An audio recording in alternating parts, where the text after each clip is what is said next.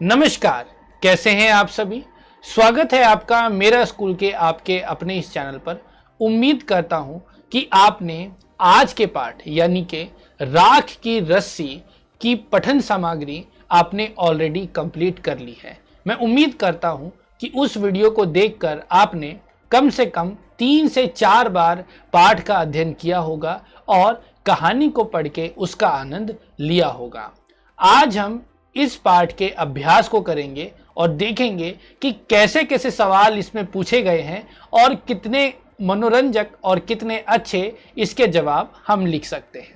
तो चलिए आज का सेशन शुरू करते हैं। आप अपनी नोटबुक को अपने साथ रखिए ताकि आप प्रश्न के उत्तर इसके अंदर लिख पाएं। तो चलिए शुरू करते हैं। तो चलिए बच्चों शुरू करते हैं।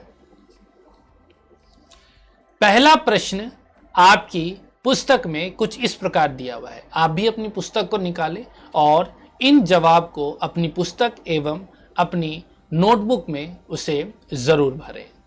पहला प्रश्न, भोला भाला तिब्बत के मंत्री अपने बेटे के भोलेपन से चिंतित रहते थे।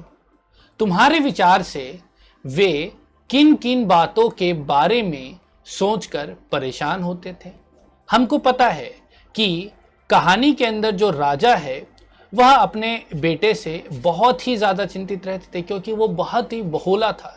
तो ऐसी स्थिति में अगर हम देखें तो हमने तो कहानी पढ़ी है, तो अगर हम जवाब ढूंढें तो जवाब बनेगा तिब्बत के मंत्री का बेटा बहुत सीधा साधा व भोला था। उसे होशियारी छूकर भी नहीं गई थी, इसलिए वह परेशान रहते कि मेरे बाद इसका क्या होगा। ठीक है, इसको जल्दी से लिख लीजिए। चलिए बढ़ते हैं अगले प्रश्न की तरफ। तिब्बत के मंत्री अपने बेटे के भोलेपन से चिंतित थे। क हमने कर लिया, ख को देखते हैं। तुम तिब्बत के मंत्री की जगह होते तो क्या उपाय करते? अगर आप तिब्बत के मंत्री की जगह होते तो क्या करते?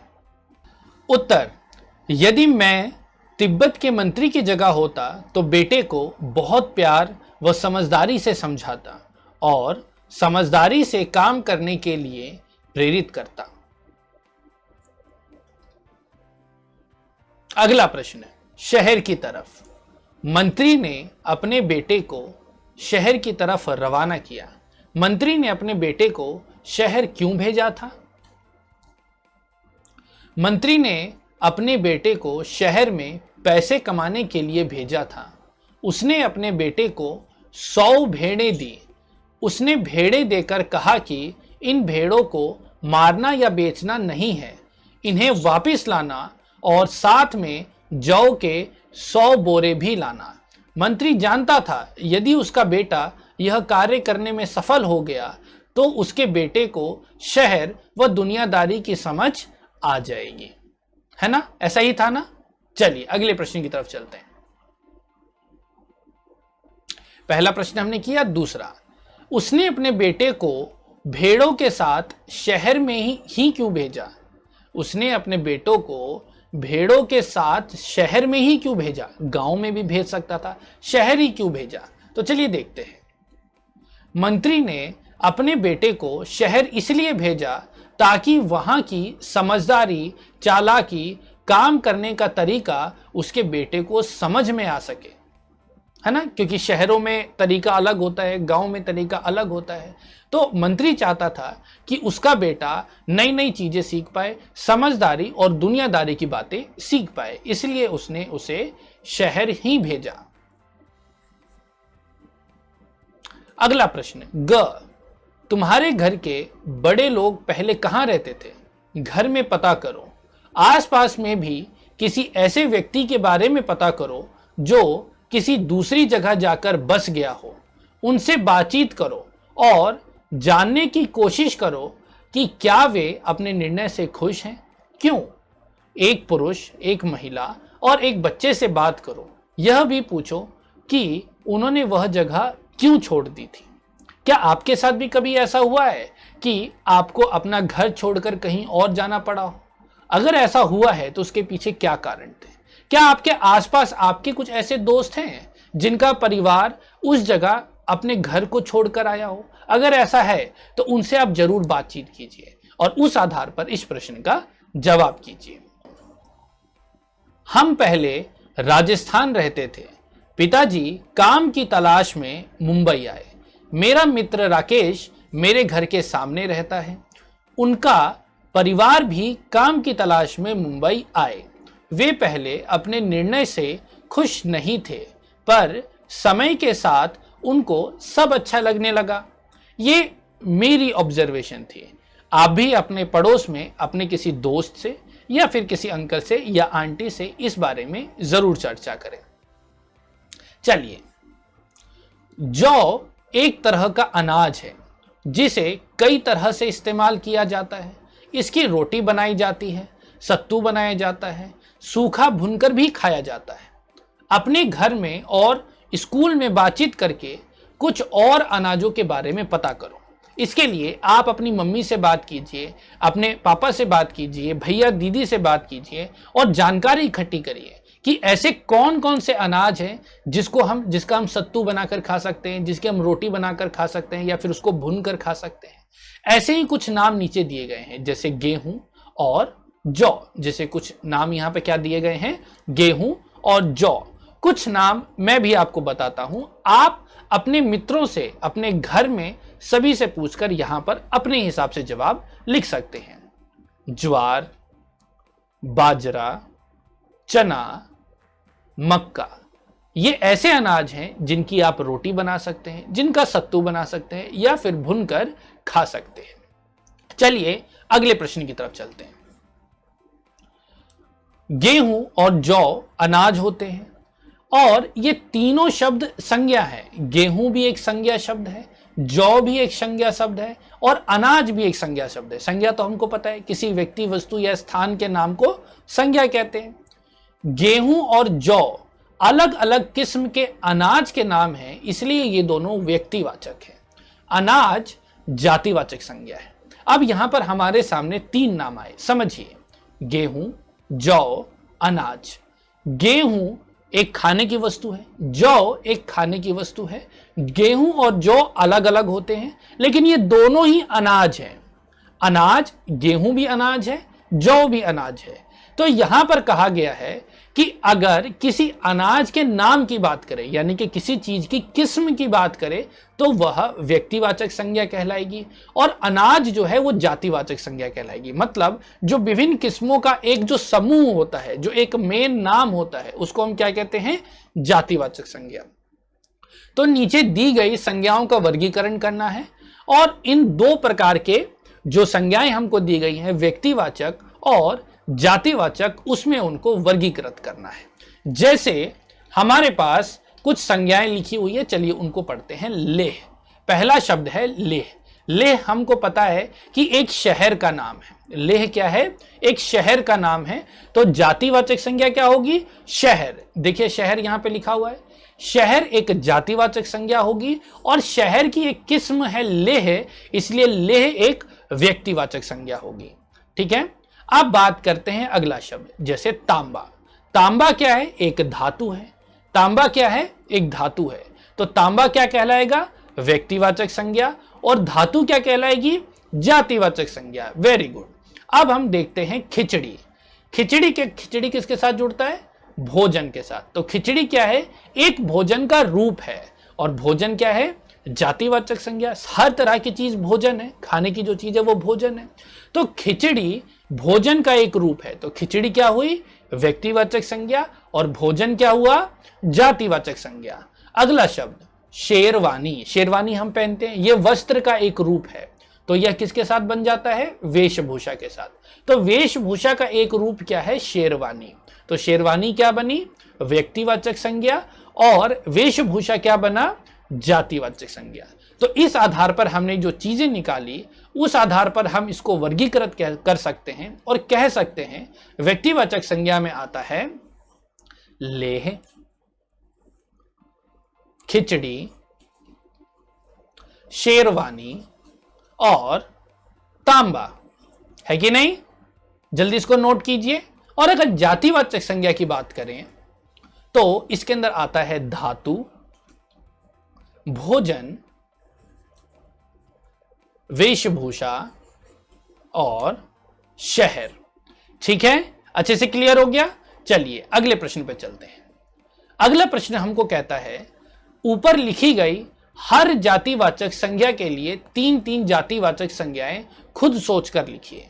जातिवाचक संज्ञाएं हमने ऊपर लिखी, अब उसी आधार पर हम नीचे लिखते हैं। जैसे जातिवाचक संज्ञा में धातु में हमने लिखा लोहा, पीतल, सोना, तो ये तीन व्यक्तिवाचक संज्ञा होगी धातु के लिए। ठीक है, अगला क्या था, भोजन। भोजन में रोटी, पूड़ी, खीर, ये तीनों हम मजे में खाते हैं ना। अगला प्रश्न, वेशभूषा, कमीज, पतलून, साड़ी। और चौथा शहर, शहर में लिखे तो दिल्ली, मुंबई, लखनऊ। कैसा लगा? बहुत अच्छा लगा। आप भी अपनी मर्जी से और भी नामों को ढूंढ करके कम से कम 5 नाम यहां पर भरिए। अगला प्रश्न, तुम शेर मैं सवा शेर, इस लड़की का तो सभी लोहा मान गए, था ना सचमुच नहले पे दहला, तुम्हें भी यही करना होगा। हमने कहानी पढ़ी थी ना, तो कहानी के अंदर क्या था कि लड़की से जो भी सवाल पूछा गया लड़की ने उसका जवाब दिया। लड़की से कहा गया राख की रस्सी बनाओ, तो लड़की ने भी राख की रस्सी बना दी और जो मंत्री थे उसका लोहा मान गए। तो तुम ऐसा कोई काम ढूंढो जिसे करने में सूझबूझ की जरूरत हो, उसे एक कागज में लिखो और तुम भी अपनी अपनी चिट को एक डब्बे में डाल दो। डिब्बे को बीच में रखकर उसके चारों ओर गोलाई में बैठ जाओ। अब एक एक करके आओ, उस डब्बे से एक चिट निकालो और पढ़ो और उसके लिए कोई उपाय सुझाओ। जिस बच्चे ने सबसे ज्यादा उपाय सुझाए वह तुम्हारी कक्षा का बीरबल होगा। तो ये एक्टिविटी आज आप अपने घर में अपने पेरेंट्स के साथ जरूर कीजिएगा या और स्कूल में अपने दोस्तों के साथ कीजिएगा। अब यहां पर कोई ऐसी चतुराई का काम जो आपने अपने जीवन में किया है उसको ढूंढिए और यहां पर लिखिए। मैं एक कहानी आपके सामने उदाहरण के रूप में बताता हूं। एक बार मेरे मित्र ने मुझे हथेली पर पानी रखने के लिए कहा। अब वो तो नहीं रखा जा सकता। मैंने सोचा और बर्फ का एक टुकड़ा हथेली पर रख लाया। ऐसे में मैं जीत गया। अब पानी तो नहीं रखा जा सकता था, लेकिन मैंने अपने हाथ पर बर्फ रखा। सूझबूझ के साथ मैंने जीत हासिल कर ली। तो इस तरीके से आपने कौन सा सूझबूझ का काम किया, इसको जरूर लिखिए। अगले प्रश्न पे चलते हैं। मंत्री ने बेटे से कहा, पिछली बार भेड़ों के बाल उतारकर बेचना मुझे जरा भी पसंद नहीं आया। क्या मंत्री को सचमुच में यह बात पसंद नहीं आई थी? अपने उत्तर का कारण भी बताओ। पहली बार जब वह गया था तो उस लड़की ने उसको आइडिया दिया कि आप इसके बाल को बेच दो और इससे आपको 100 जौ की बोरियां मिल जाएंगी। लड़का बहुत खुश हुआ और घर आया, उसने पिता को बताया, लेकिन पिता नाराज थे। लेकिन क्या पिता सच में नाराज थे? तो इसका जवाब है नहीं। मंत्री को यह तो बहुत पसंद आया कि बेटा उसका दिया काम कर आया है, लेकिन जब उसे पता चला होगा कि यह काम उसके बेटे के स्थान पर एक लड़की ने किया है तो उसे बहुत दुख हुआ होगा। वह अपने बेटे को समझदार और चालाक बनाना चाहता था, लेकिन लड़की के कारण ऐसा हो नहीं पाया। समझ में आया? उसके पिता को पसंद तो आया, लेकिन उसका पिता चाहता था कि उसका बेटा इस काम को करे, क्योंकि इस काम को एक लड़की ने किया या फिर एक दूसरे व्यक्ति ने किया, इस वजह से मंत्री को यह बात पसंद नहीं आई।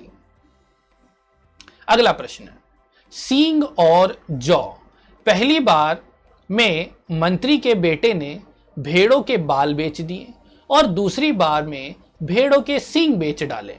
जिन लोगों ने ये चीजें खरीदी होंगी उन्होंने भेड़ों के बालों और सींगों का क्या किया होगा? अपनी कल्पना करके बताओ। आप भी सोचिए, अगर आपके पास भेड़ के बाल हों और भेड़ के सींग हो तो आप उसका क्या करेंगे? मैं बताता हूं कि मेरे हिसाब से क्या हो सकता है। आपके हिसाब से जो चीज हो उसको आप जरूर लिखिए। भेड़ों के बालों से ऊन और सींगों से सजावटी सामान बनाया जाता है। जिन लोगों ने ये चीजें खरीदी होंगी उन्होंने भी इसका यही इस्तेमाल किया होगा। भेड़ के बाल से ऊन बनता है और ऊन से हमको पता है हमारे स्वेटर्स बनते हैं जो सर्दी में काम आते हैं, और सींगों से सजावटी सामान बनता है। मुझे ऐसा लगता है कि जिन लोगों ने ये सारा सामान खरीदा होगा शायद उन्होंने इसका यही इस्तेमाल किया होगा। आपको क्या लगता है? आपको जो लगता है आप अपनी किताब में जरूर लिखिए। अगला प्रश्न, बात को कहने के तरीके, अब एक बात को कहने के कई तरीके हो सकते हैं। यहां पर कुछ बातें हैं, इनको कहने के हम अलग अलग तरीके सोचते हैं। नीचे कहानी से कुछ वाक्य दिए गए हैं, इन बातों को तुम और किस तरीके से कह सकती हो या कह सकते हो। पहला, चैन से जिंदगी चल रही थी, इसको हम कैसे कह सकते हैं? जिंदगी आराम से कट रही थी, जिंदगी आराम से कट रही थी, या फिर जिंदगी चैन से चल रही थी, दोनों एक ही बात है। अगला, होशियारी उसे छू कर भी नहीं गई थी, इसको हम कह सकते हैं वह बिल्कुल होशियार नहीं था, वह बिल्कुल होशियार नहीं था। बिल्कुल सेम बात है, एक बात को कहने के दो तरीके। मैं इसका हल निकाल देती हूं, मैं इसका उपाय बता देती हूं, एक ही बात है। उनकी अपनी चालाकी धरी रह गई, उनकी अपनी चालाकी धरी रह गई, इसको हम कह सकते हैं उनकी चालाकी किसी काम नहीं आई, कह सकते हैं ऐसा। तो एक बात को कहने के कई तरीके हो सकते हैं। आप भी ऐसी कुछ बातों को ढूंढिए और उसको कहने के अलग अलग तरीके अपनी मम्मी, पापा, भैया, दीदी या दोस्तों के साथ शेयर कीजिए। अगले प्रश्न की तरफ चलते हैं। लोनपोगार का बेटा होशियार नहीं था, लोनपोगार का बेटा होशियार नहीं था। होशियार और चालाक में क्या अंतर होता है? होशियार और चालाक में क्या फर्क होता है? किस आधार पर किसी को तुम चालाक या होशियार कह सकती हो? इसी प्रकार भोला और बुद्धू के बारे में भी सोचो और कक्षा में चर्चा करो। यहां पर हमारे पास दो प्रश्न पूछे गए हैं और दोनों प्रश्न के अभी हम जवाब करेंगे। चलिए, सबसे पहले हम जवाब करते हैं होशियार और चालाक का। होशियार तथा चालाक, होशियार का अर्थ है समझदार। होशियार व्यक्ति हर काम होश से करता है, वह काम को जल्दी में नहीं करता, वह कार्य के हर अच्छे बुरे परिणाम को सोचकर निर्णय लेता है। चालाक का अर्थ है चतुर। चालाक व्यक्ति चालाकी से अपना काम निकालता है, इसके लिए वह हर युक्ति अपना सकता है, फिर वह अच्छी हो या बुरी। वैसे प्राय आम बोलचाल में लोग समझदार और चालाक को एक ही रूप में लेते हैं, परंतु ऐसा नहीं है। अर्थात समझदार का मतलब हुआ जब आप किसी काम को करते हैं लेकिन सोच समझ के करते हैं, देखते हैं कहीं काम गलत ना हो, हमेशा सही सोच के किसी काम को करते हैं। लेकिन चालाक किसी भी काम को किसी भी तरीके से कर सकता है, चाहे वो गलत हो चाहे सही। अब आप बताइए कि आप समझदार बनना चाहते हैं या चालाक? चलिए, इसी के साथ यहां पर भोला और बुद्धू के बारे में जो बात कही गई है उसके बारे में जानते हैं। भोला और बुद्धू, जो सीधा साधा होता है उसे भोला कहते हैं, उसे चालाकी छू कर भी नहीं गई होती है। बुद्धू का अर्थ बेवकूफ होता है, उसे किसी भी प्रकार का ज्ञान नहीं होता। होशियार और चालाकी शब्दों की तरह भोला और बुद्धू शब्द को लोग एक ही रूप में लेते हैं। ओके, चलिए अगले प्रश्न की तरफ चलते हैं। लड़की को तुम समझदार कहोगे या बुद्धिमान, क्यों? अगर हम कहानी में लड़की की बात करें तो लड़की ने काफी सारा काम किया। एक बार सींग बेच दिए, एक बार बाल बेच दिए और एक राख की रस्सी भी बना दी। तो हम उसको समझदार कहेंगे या बुद्धिमान? और अगर हम कुछ भी कहेंगे तो उसके पीछे क्या कारण होगा? सोचिए और फिर इस जवाब को देखिए। लड़की को हम समझदार तथा बुद्धिमान दोनों कहेंगे। लड़की ने लड़के की सहायता करने से पहले उसकी हर बात को समझदारी से सुना, उसके बाद बड़ी बुद्धिमानी से उस समस्या का बिल्कुल उचित हल निकाला। लड़की ने अपनी समझदारी और बुद्धिमानी से हर समस्या पर विजय प्राप्त करी। आपको समझ में आया? लड़की समझदार भी थी और लड़की बुद्धिमान भी थी। समझदारी से उसने बात सुनी और बुद्धिमानी से उसने सभी समस्या का हल निकाल दिया। तो आप समझदार हैं या बुद्धिमान? तो इसी के साथ हमने सभी प्रश्नों को हल कर लिया है। अब आप इन प्रश्नों को ध्यान से दोबारा देखिए, पढ़िए और अपनी कॉपी और अपनी किताब में इन प्रश्नों के उत्तर को लिखिए और अपने घर में सभी बच्चों से या फिर सभी पेरेंट्स से, अपने पड़ोस में अपने दोस्तों से इन प्रश्नों को पूछिए और आनंद लीजिए और अपना ज्ञान और अपने दोस्तों का ज्ञान जरूर बढ़ाइए। अगर आपके दोस्त को ये वीडियो नहीं मिली है तो उस अपने दोस्त को इस वीडियो को जरूर भेजें ताकि वह भी इन प्रश्नों के उत्तर कर पाए और आपके साथ वह भी आगे बढ़ पाए। तो फिलहाल अभी के लिए इतना ही। अब अगली कक्षा में हम करेंगे अगला पार्ट, अगली कक्षा में करेंगे हम अगला पार्ट। तो फिलहाल अभी के लिए इतना ही, मिलेंगे अगली वीडियो में। ऐसी वीडियो की रेगुलर अपडेट्स के लिए मेक श्योर कि आपने चैनल को सब्सक्राइब कर बेल नोटिफिकेशन को ऑन कर दिया है। इससे आपको रेगुलर वीडियो की अपडेट भी मिलती रहेगी और आप अपडेटेड रहेंगे, आपको सारी क्लासेस भी मिलती रहेंगी। और हमारा मेरा स्कूल का जो टेलीग्राम लिंक है वो वीडियो के डिस्क्रिप्शन में दिया गया है, जहां पर हम सभी वीडियो की अपडेट और वर्कशीट्स वगैरह देते रहते हैं। तो आप अपने पेरेंट्स को कह के उस टेलीग्राम के प्रोफाइल को जरूर ज्वाइन कीजिए। तो फिलहाल अभी के लिए इतना ही, मिलेंगे अगली वीडियो में। तब तक के लिए धन्यवाद। जय हिंद, जय भारत, बाय बाय।